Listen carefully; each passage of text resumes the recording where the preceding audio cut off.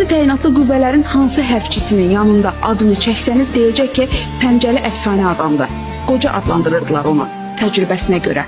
Özü isə düşməndən hər an qisas almağa hazır aslan parçasıydı. Pəncəli hələ 2015-ci ilin iyununda Kəlbəcərdə xüsusi əməliyyat zamanı düşmən ordusuna məxsus bir neçə hərbi texnika, ağır artilleriya və 20-dən artıq hərbçinin olduğu avtomobili partladaraq məhv edib.